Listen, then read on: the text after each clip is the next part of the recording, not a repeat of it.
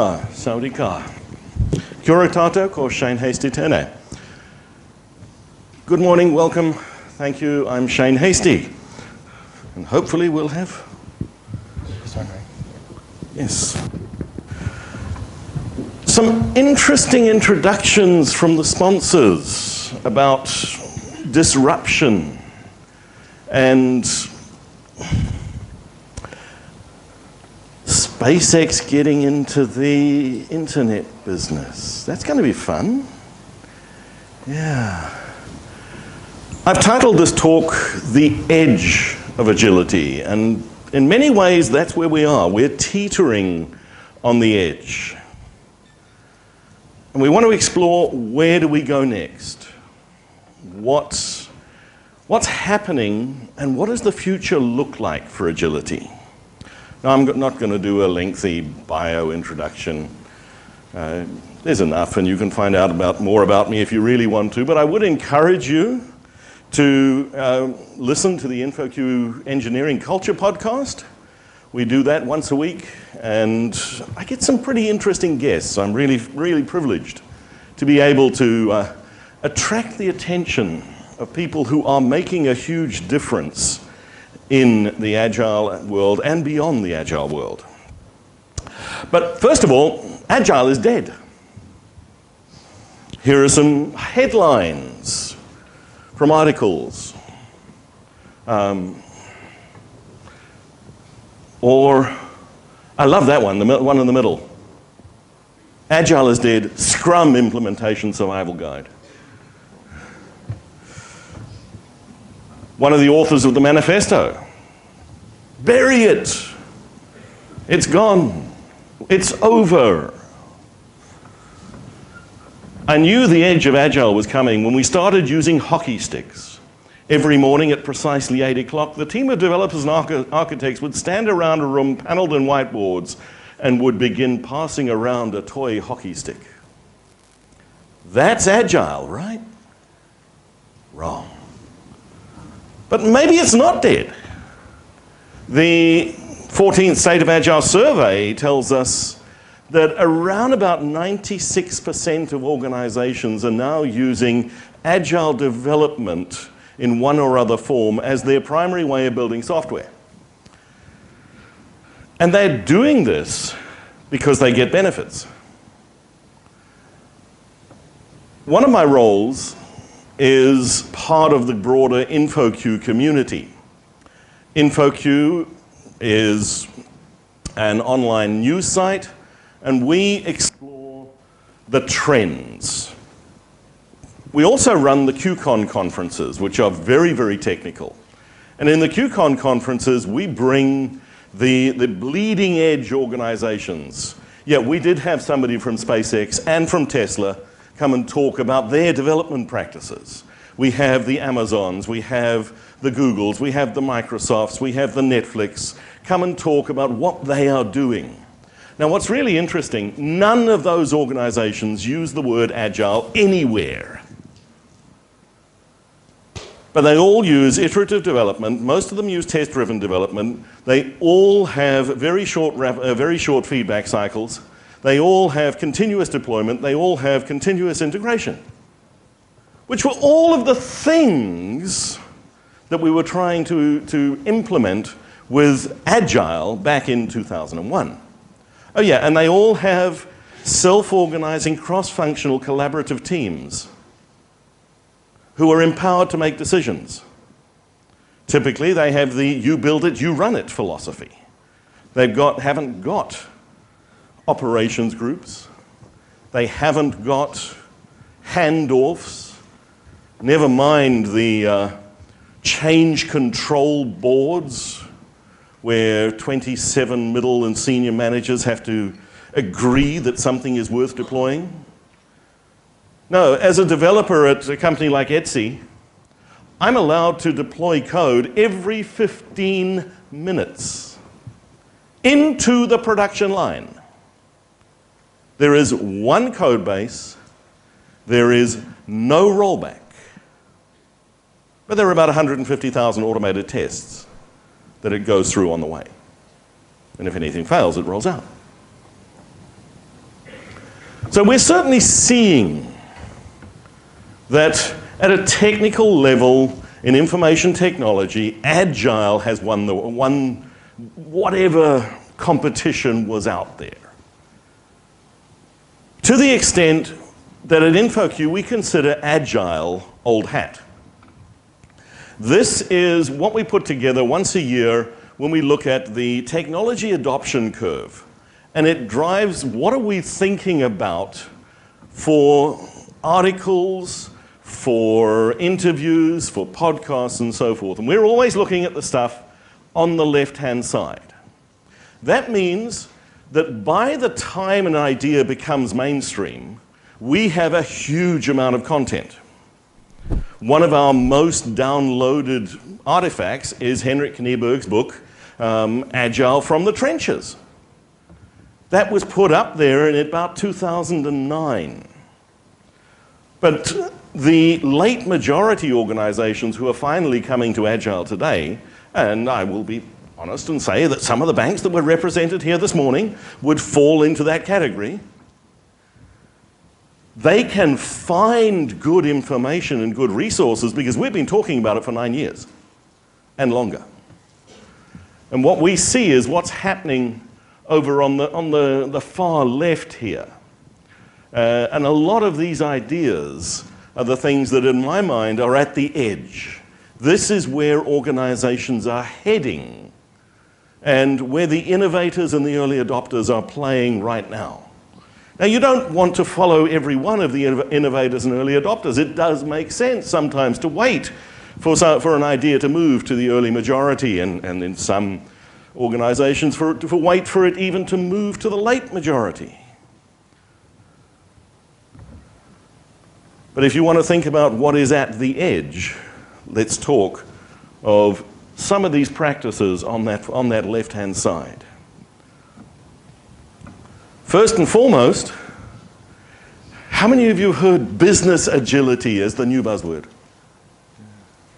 Yeah. Show of hands. Yeah. The rest are asleep?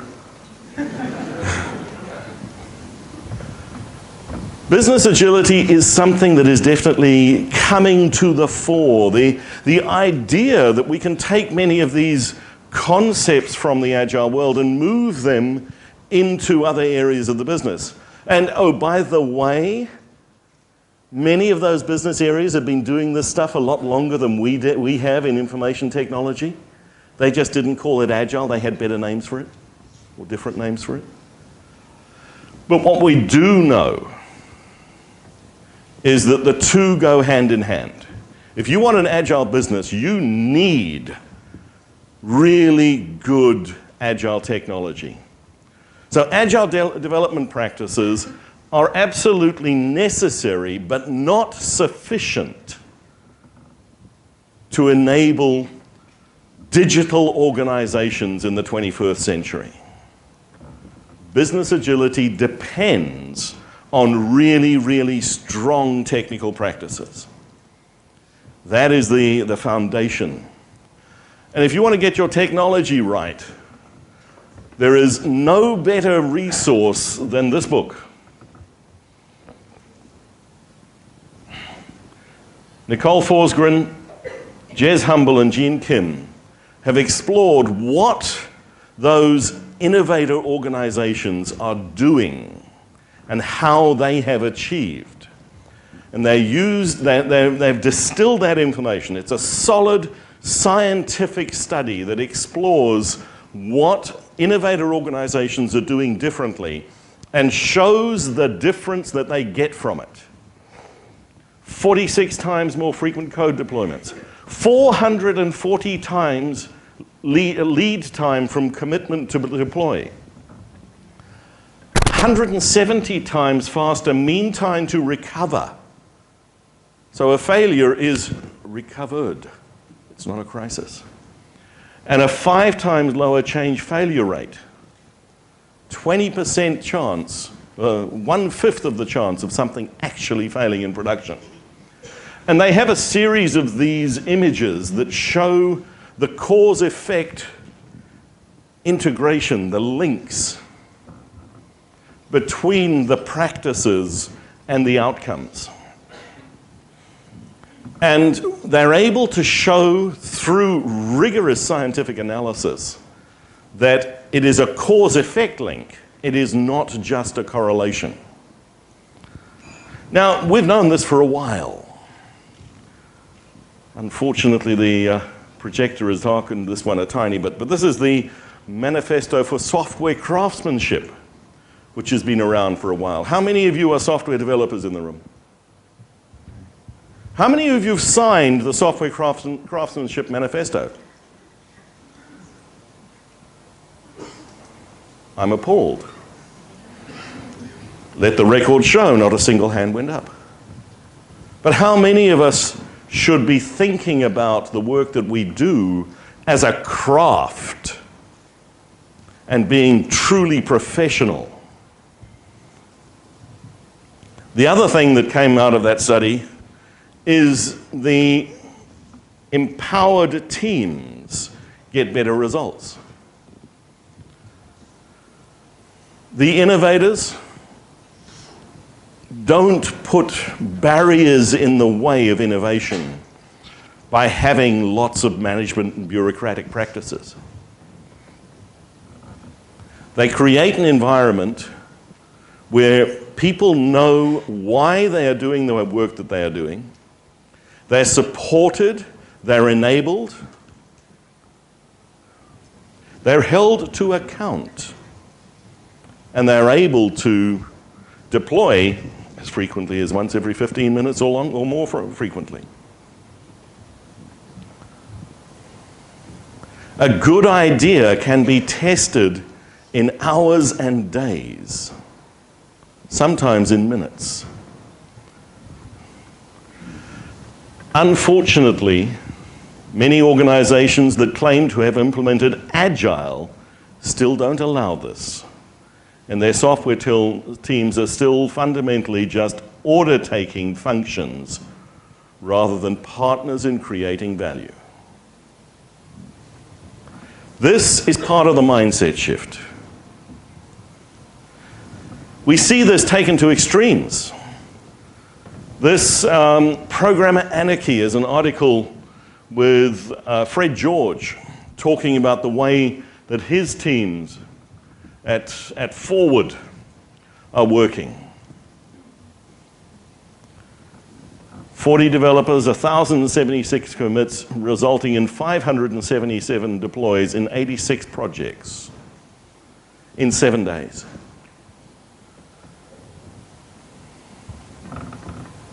That rate of change drives innovation.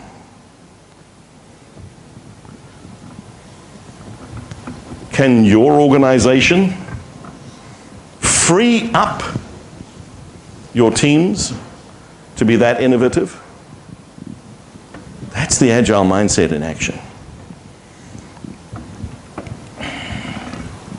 But business agility is totally dependent upon having a solid technical agility foundation. If the organization is going to change, is going to really unleash the potential of the digital market space, then they need that strong, strong foundation.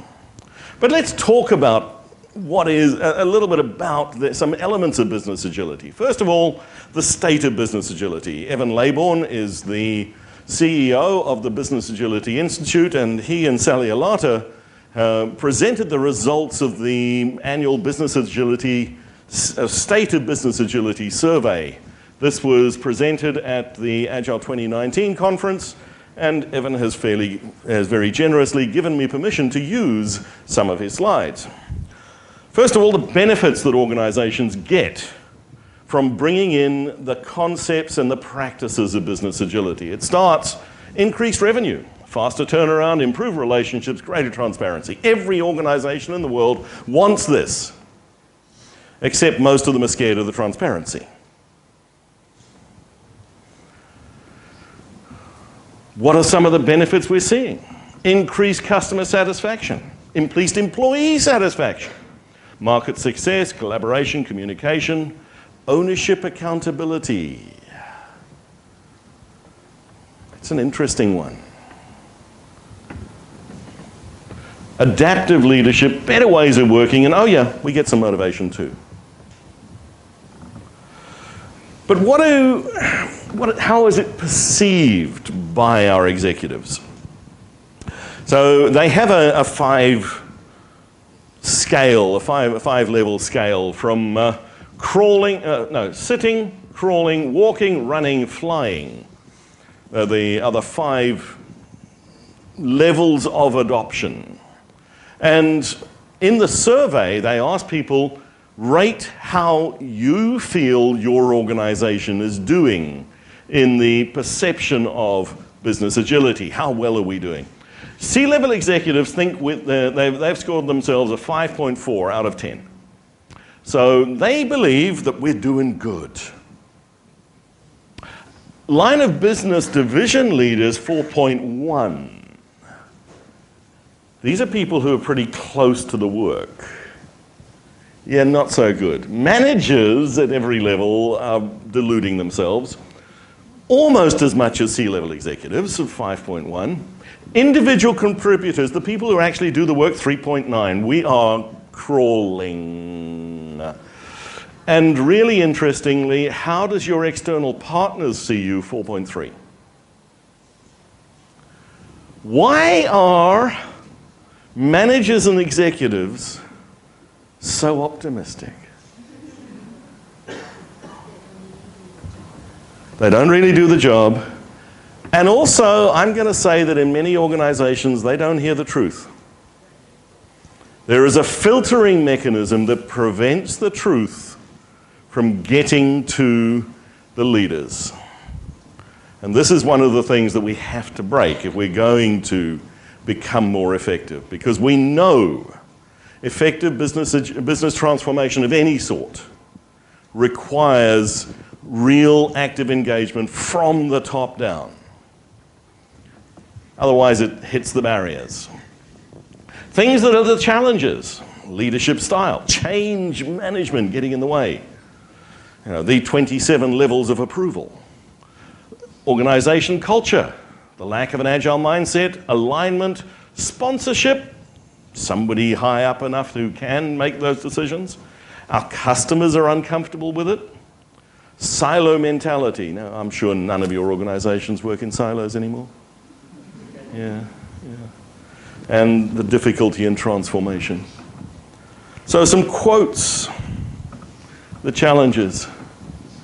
Our senior leadership lacks the understanding that it takes more than just tech teams doing Agile. It really is a massive organizational change. We struggle to properly staff for transformation with enough change agents to get any scale. Finding those people who can be change agents.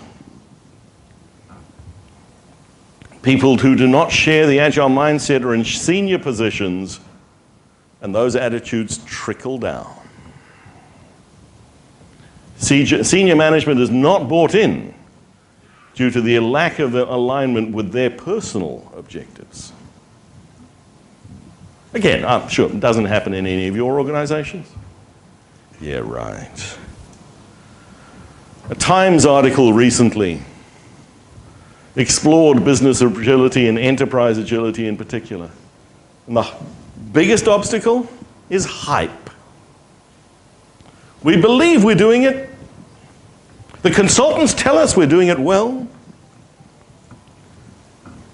We've renamed all of our teams to squads.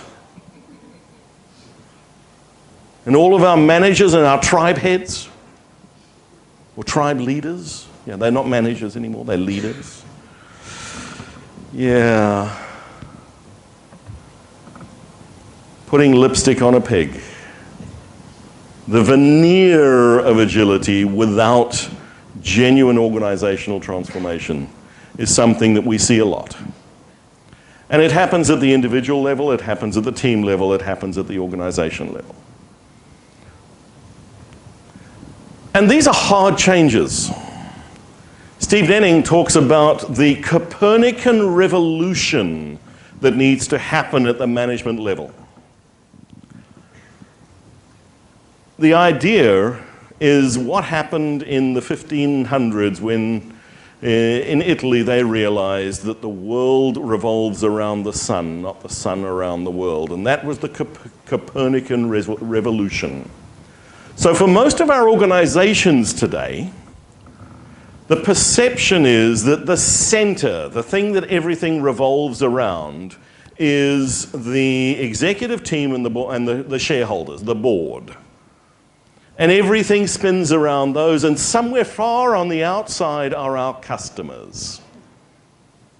The Copernican Revolution that he's talking about is change that entirely. Put the customer in the center and make everything revolve around that. So this requires massive philosophical, structural, organizational alignment, realignment, and massive, massive change.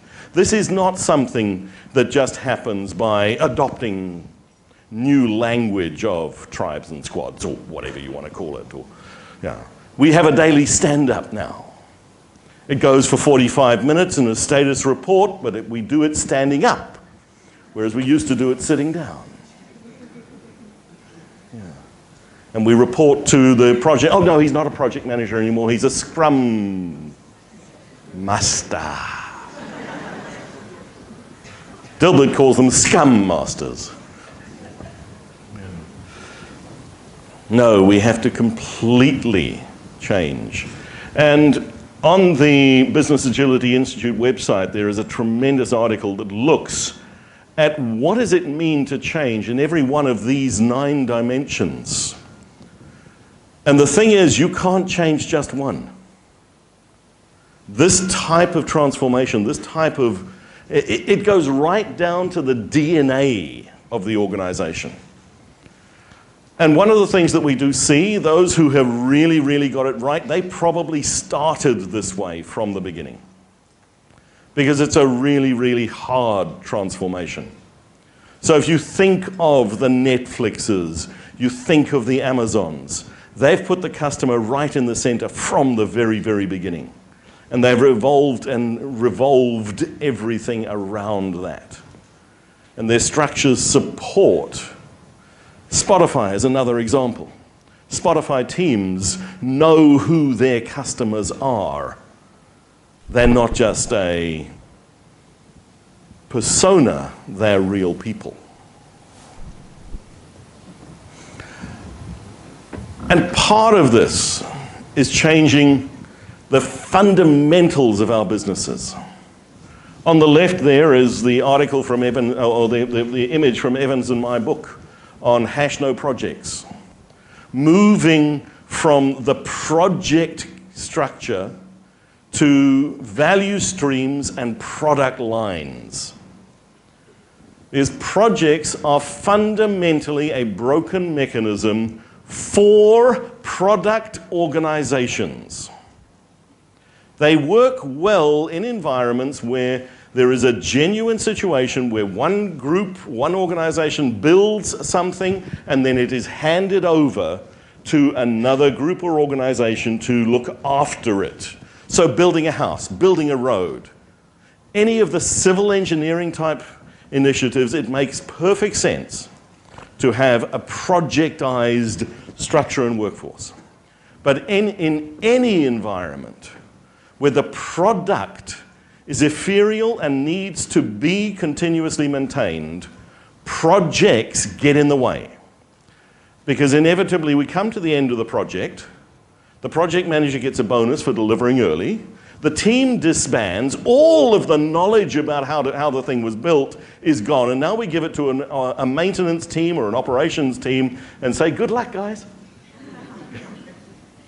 Yeah, there's a lot of technical debt in there because we had to meet a time deadline. Your problem. I don't want to be on that maintenance team. You know why people hate maintenance? Yeah. On the other hand, going back to those innovator organizations, the mantra, you build it, you run it. If it fails at 2 o'clock in the morning, the person who gets the call is the programmer that wrote the code. When that's what's happening, you write better quality code, because I don't want to be woken up at 2 o'clock in the morning. And we change the fundamental incentive structure. Projects incentivize the wrong behavior. So, no projects in productized environments. If you are building buildings and doing civil engineering, projects make sense. But for the vast majority of the knowledge work environments that we work in today, projects actually get in the way. We also got to think about how do we change our thinking and structures at organizations. So models like sociocracy, holocracy starting to come in, where teams are empowered and there are feedback loops. In a holocratic structure, it is impossible for a senior leader not to hear the truth, because there are people in the circles whose responsibility and accountability is make sure they hear the truth. And they're held to account for telling the truth, for conveying that message. But these are hard changes. It also often results in quite significant shifts in the way people work, and maybe even a loss of some roles in that bureaucratic mess that is the structure of many organizations. The book Bossa Nova looks at how we bring in a lot of these ideas together: beyond budgeting, open space, sociocracy, and agile, as a combined set of management practices and organizational philosophies. But when we start to think about business agility and agile organizations, we have to do some pretty significant disruptions. One of them starts with the people who look after the people. The HR department.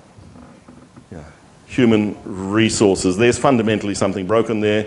Human beings are not resources. Resources are what is consumed in the production of a product. Maybe people empowerment is a better term. And we start to think about people empowerment rather than human resource. And this isn't how does an HR team adopt Scrum as a working practice.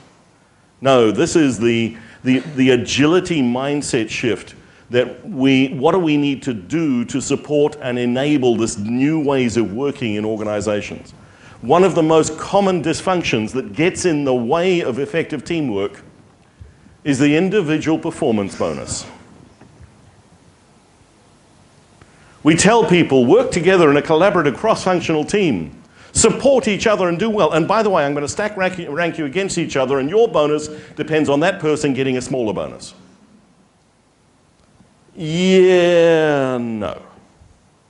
Broken.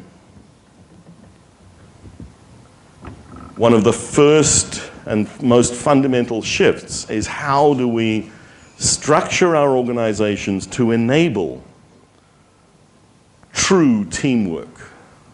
Now, the people in these HR departments, actually most of them really care, and they're constrained by their current structures.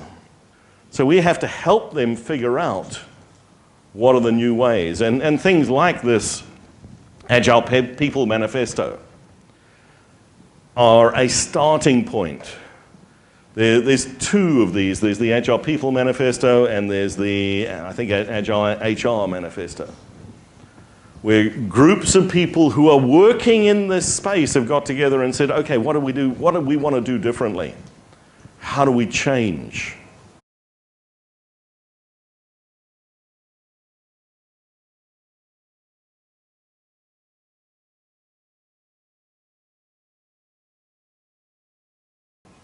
The company was founded with the simple philosophy: there is business value in creating an environment where people get joy being at work.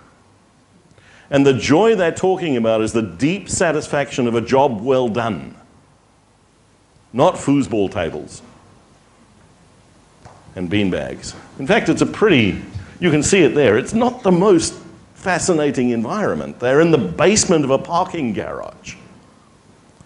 But the feeling of joy, of satisfaction, of having fun at work is deep in that organization. And yeah, they have dogs and they have babies come in as well. Another big change is remote is normal. All the work that I do pretty much is remote. At ICAgile, we're a completely virtual remote organization spanning 17 time zones with member organizations in 96 countries and certificate holders in every time zone in the world and almost every country. InfoQ is a completely distributed organization, 42 people at the core and 150 editors like myself who contribute to a greater or lesser extent, completely virtual. Now, with both organizations, we try and get together a couple of times a year to bring the whole team together. That is important. The need to build social bonds in a group together it cannot be overemphasized. You can't work permanently, continuously away from your colleagues. You need to get together on a regular basis to build those social bonds. There is a well of trust that gets filled up when you meet in person, that carries you when you are remote. So that's really important. But remote teams are no longer unusual, because good ideas and good work is not dependent upon location, it's dependent upon the person. How do we create the environment that makes that safe and trusting? An area that we've been looking at in InfoQ is ethics in our industry, and it sucks. There's a lot of bad perpetrated through software. And software engineers need to stand up and take accountability. You're not just following the requirements. We need to actually stop and think. What will those requirements result in? What harm could be done using this product I'm building?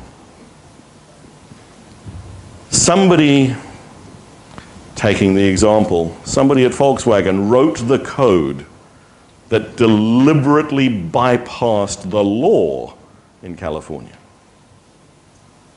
and went to prison because they were caught. And the company got billions of dollars in fines.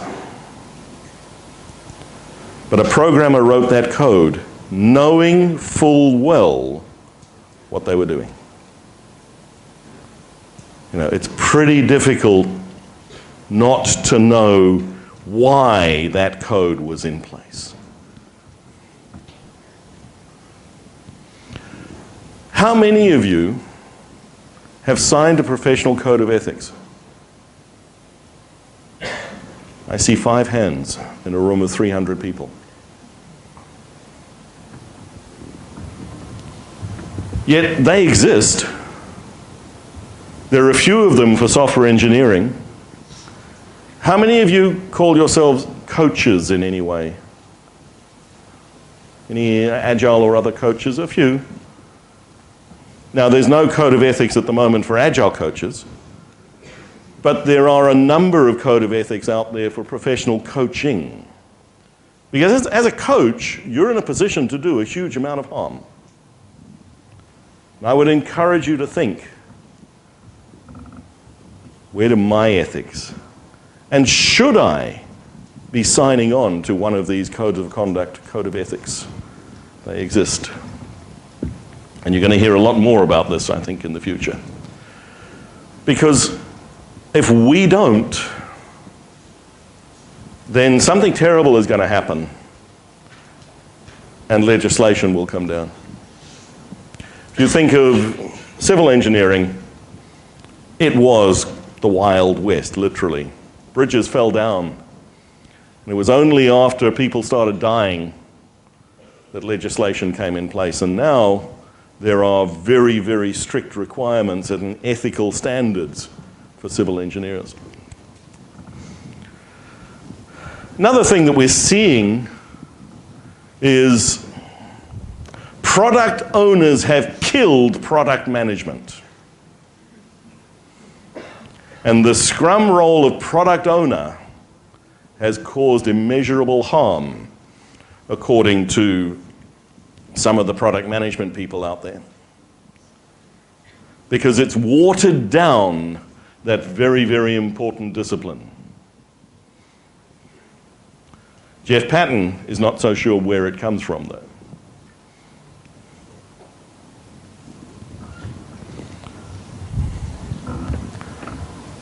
Oh yeah, your organization is not Spotify. Please do not put in tribes and squads and anything else. Tribes, squads, and guilds have become the latest cargo cult. What's horrifying is there are some fairly large consulting organizations who have latched onto the language. But nothing changes in the mindset. Be inspired by what Spotify done. Do not copy it. When Henrik spoke about it in 2012, he said it was already changing. It was a moment in time that was right for that organization at that time. Your organization is not Spotify. Don't copy them, please.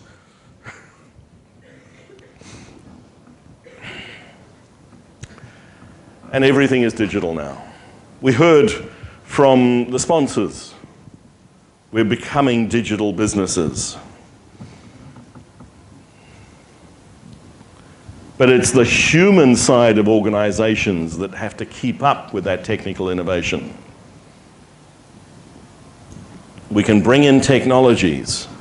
We need to keep the people aligned and on board. So there are some significant changes. From our organizations, we need to change from top-down management to leadership at every level. From the mantra of do more with less to just do less, better. From process over people to minimum viable process with empowered people. We're from centralized annual planning and budgeting to real-time value metrics and feedback. From activity milestones to rolling weight plans and temporary teams on projects to long-lived teams responsible for products and services. So that's organizational change. But organizational change needs individual transformation. Change is reversible. Transformation, we often see the metaphor that is used, the visual metaphor is the caterpillar to the chrysalis to the butterfly. You know what happens inside that chrysalis? That creature dissolves into a mushy liquid and its DNA changes. You cannot undo that. You can't put the butterfly into a blender and come out with a caterpillar. At an individual level, this is transformational change in the way you think about work, the way you think about life. And it requires courage to hold up the mirror and say, do I want to change to that extent? It is not an easy change. It is a hard change. We talk about mindset. Mindset is our set of ingrained habits and behaviors. So what are you personally doing to change, to truly transform the habits and behaviors of the way that you interact at work, at home, and in life? Where are you now? Where do you want to be? And I want to end with something that for me was deeply inspirational. It was also deeply, deeply challenging. February last year, there was a terrorist attack in New Zealand. I live in New Zealand. It was the first time that we had experienced that as a country. Other parts of the world, it's quite common, but for us, it was horrifying.